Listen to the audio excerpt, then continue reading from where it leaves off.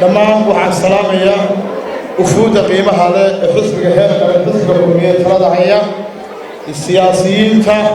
aqoon-yahaniinta wasiirada hore cuqaasha haweenweynaha xisbiga heerkan qaybta heer qaran iyo qaybta xisbiga kulmiyada ka socda oo ruuxaantii ruucadaagii ama hagankii xisbiga kulmiye lagu dhisay laba qodob baan ka hadlayaa marka koowaad waxaan uga mahadcelinayaa ballanqaadka madaxweynaha jamhuuriyadda Somaliland uu maanta fuliyay oo barta ka muuqata xisbiga kulmiye runtiisu waa haween iyo dhalinyaro dhammaan marka koowaad waa haweenku waa kuwii ugu horeeyay 2002 dhaqaalihii ugu horeeyay xisbiga lagu dhiso golaha dhexe xisbiga kulmiye waxaa ugu badnaani jiray uguna firfircoonaan jiray haweenku uu wiilaya madaxweynaha maxamed wuxuu ku mahadsan yahay hadduu maanta ila ugu horeysay oo Sheekh Maxamed Ciga oo ruucadaayada xisbiga kulmiye uu kaalintii koowaad haweenka siiyay waxaan ka codsanayaa haweenkuna inay xaqooga iyaguna codkooda u hiliyaan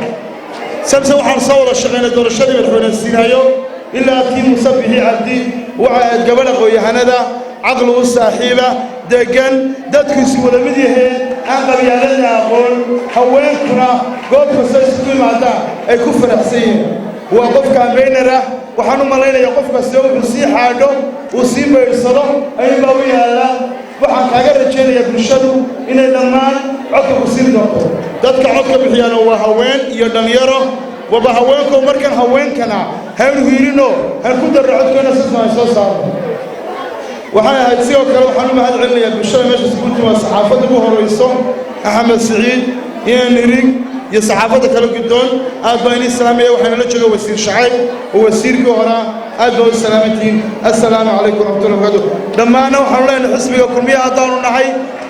waxaanu keenaynaa dad sabab midana si aan golaha deegaanada degmooyinka ugu badano iyo ka golaha baarlamaanka shacbiyada qalbigana ummadda waxaanu haysanaynaa 20 sano dambe waxaanu qabanay waxqabad waxaan soo wadnaa waxqabad kale